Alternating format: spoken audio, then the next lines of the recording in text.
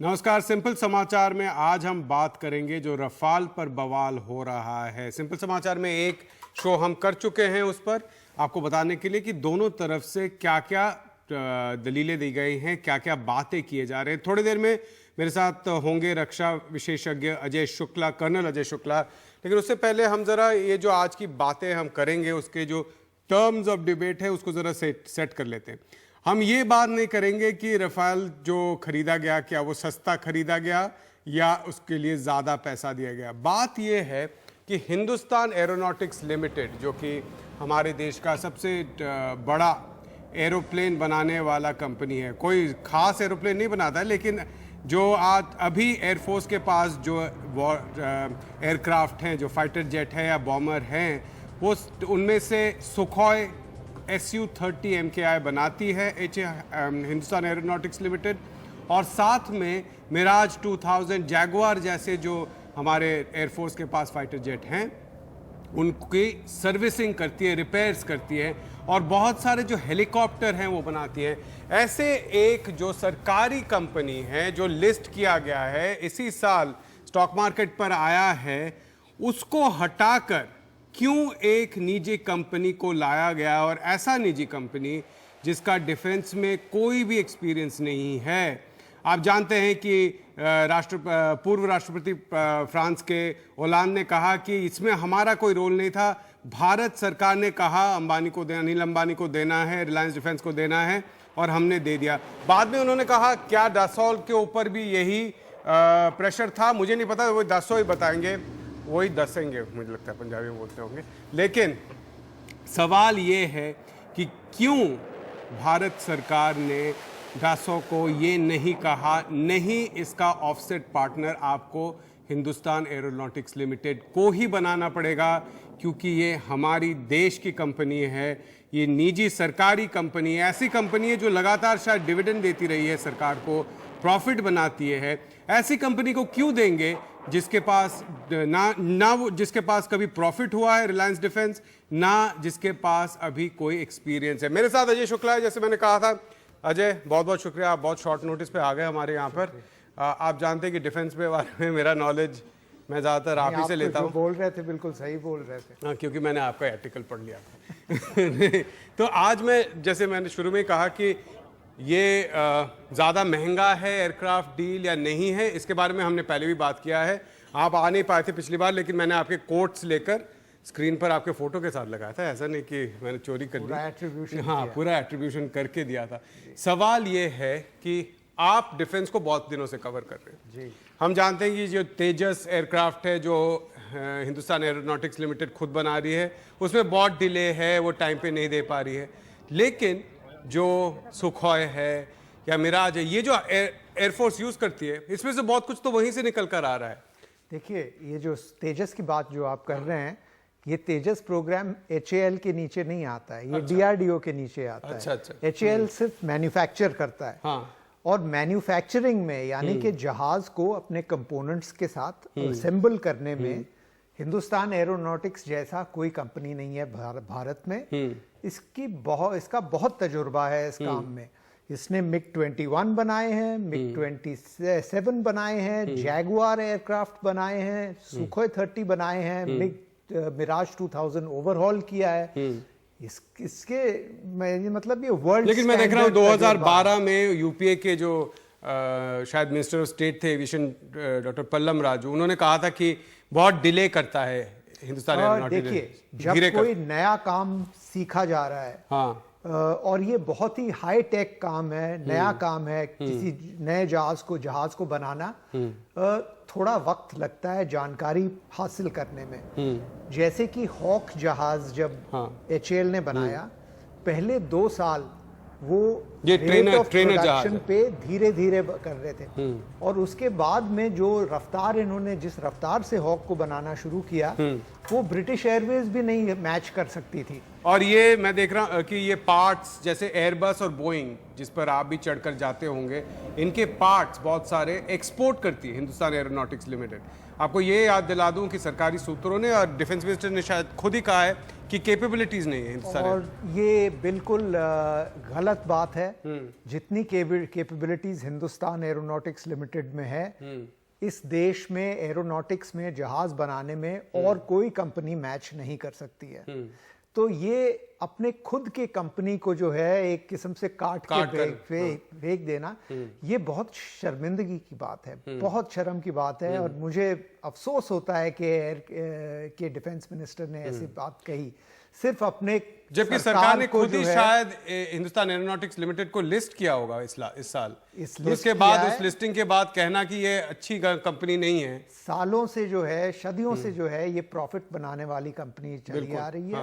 और इन्होंने कई जहाज इंडियन एयरफोर्स को डिलीवर किए हैं। एक मैं कोट बताना चाहता हूं, और ये है जो डासो के सीईओ हैं ट्रैपियर, उनका कहना है, we were told that HAL was fully booked.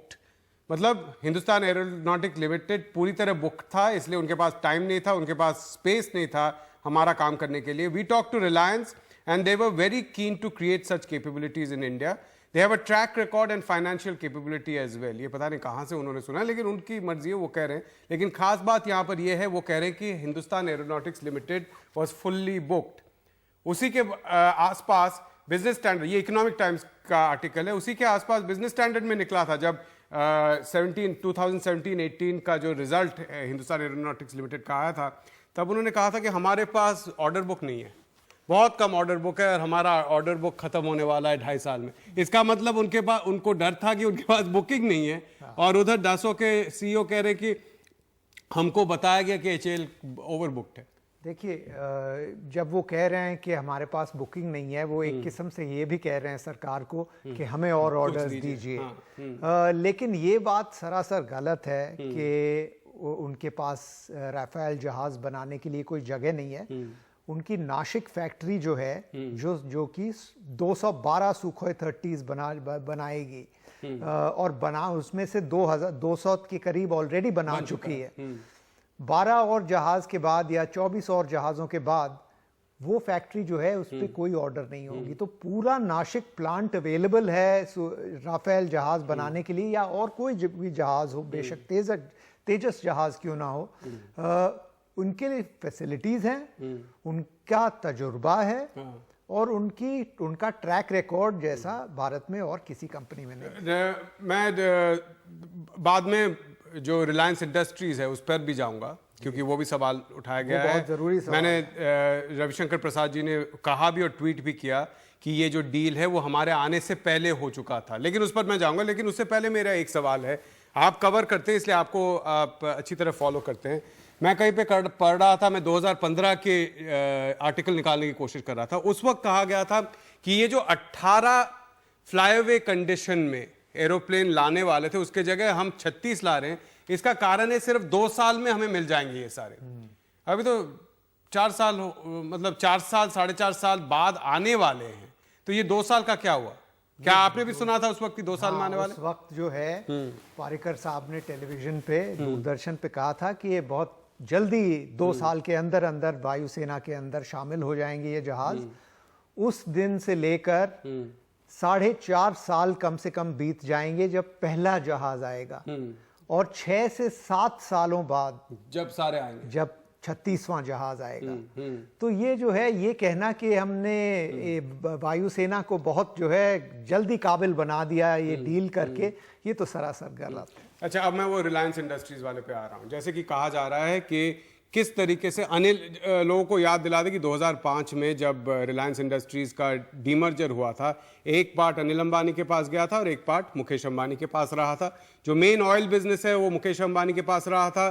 Communications, Reliance capital, Reliance power, बाद में जो power ultra mayor power project वगैरह बना था, और रिलायंस इंफ्रास्ट्रक्चर, ये सारे कंपनियां, और बाद में इन्होंने रिलायंस डिफेंस भी किया, पिपावर जो पोर्ट कंपनी थी, शिपिंग कंपनी, उसको खरीद कर। 2014 तक उस वक्त बताया गया था कि दासो ने चूज किया है मुकेश अंबानी के रिलायंस इंडस्ट्रीज को। 2014 में मुकेश अंबानी वहां से निकल गए, लेकिन ये तो यूपीए पीरियड में ही हुआ था कि प्राइवेट कंपनी को चूज किया गया था ऑफसेट पार्टनर के तौर पे, HAL को नहीं। देखिए, ये 2 अलग चीजें हैं। अच्छा। एक हुआ जहाज को बनाना, मैन्युफैक्चर करना, और दूसरा होता है जो किसी डील के साथ जुड़ा हुआ एक ऑफसेट्स कॉन्ट्रैक्ट। हाँ। फर्ज कर लो हम 2000 करोड़ की डील करते हैं और किसी भी चीज डिफेंस, और 50% भारत में बनाना पड़ेगा तो 1000 करोड़ भारत में आएंगे। उसका 50% नहीं, फिर पर उस वैल्यू का हाँ। 50%। हाँ, समझ गया। बेशक कुछ और कोई काम। और चीज हाँ, हो, हाँ, कोई और काम हो, लेकिन भारतीय उद्योग को जो है वो काम आना चाहिए। तो जो पहले जो बात हो रही थी 126 राफेल जहाजों की, उनमें से 18 दासो ने बना के डिलीवर करने वाला था, HAL को बनाने थे। 108 HAL ने बनाने की मतलब कॉन्ट्रैक्ट में जो थे। इसके अलावा 50% उस डील का ऑफसेट्स होने वाला था। अच्छा, तो इसमें डबल था, एक था कि HAL बनाएगा वो पार्ट ऑफ द डील, और दूसरा है कि ऑफसेट जो है वो दूसरे जुड़ा हुआ डील के साथ। अच्छा, तो इसमें जो है भारत में कुछ बन नहीं रहा। अंबानी को जाने वाले थे, कम से कम उसका कोई अच्छा हिस्सा मुकेश अंबानी को जाने वाला था।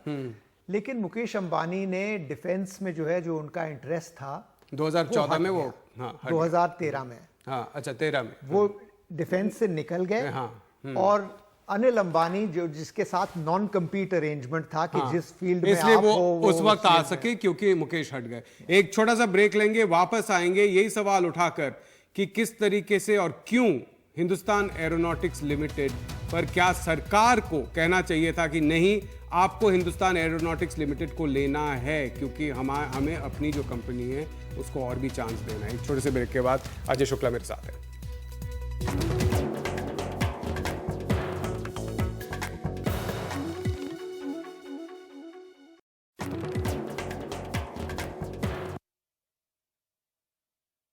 तो सवाल जो आज हम पूछ रहे हैं कि ये जो रफाल पर बवाल हो रहा है उस पर एक चीज जो फोकस उतना नहीं हो रहा है कि हिंदुस्तान एरोनॉटिक्स लिमिटेड जो कि सरकारी कंपनी है, अजय शुक्ला भी हमें बता रहे थे कि उसका ट्रैक रिकॉर्ड बहुत अच्छा है और सरकार ने खुद कहा होगा कि लिस्ट कीजिए, उसी कंपनी से एक तरीके से आप सरकार की कॉन्फिडेंस हटा रहे हैं।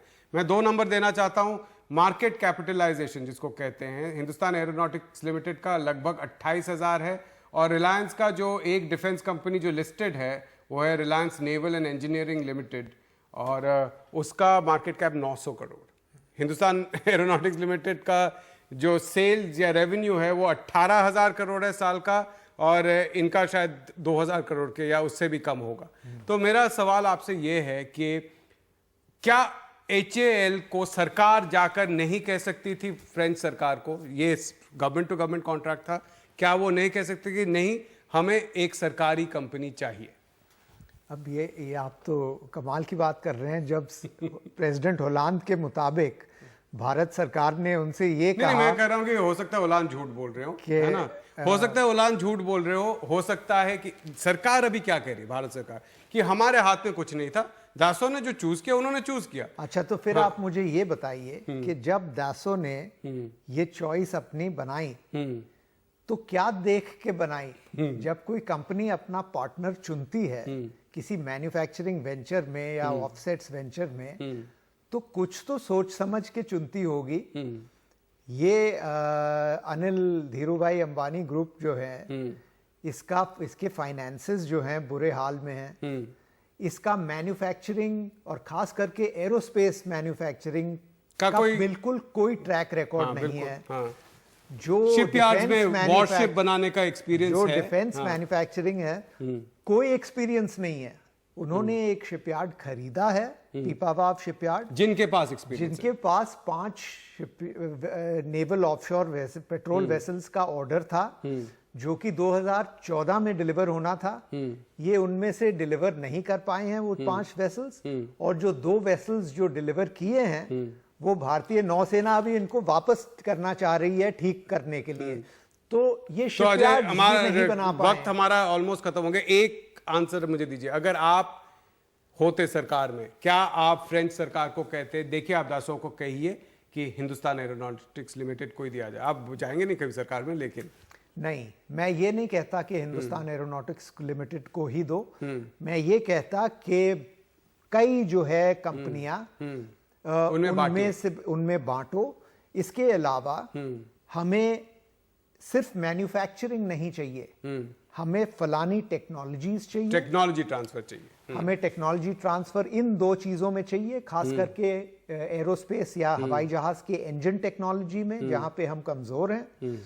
तो ये बहुत बड़ा मौका था जो हमने एक तरीके से गवा दिया, जो हमने बिल्कुल गवा दिया। चलिए, हमारे पास वक्त कम है, अजय शुक्ला से फिर से बात करेंगे। आज का सिंपल समाचार यहीं तक।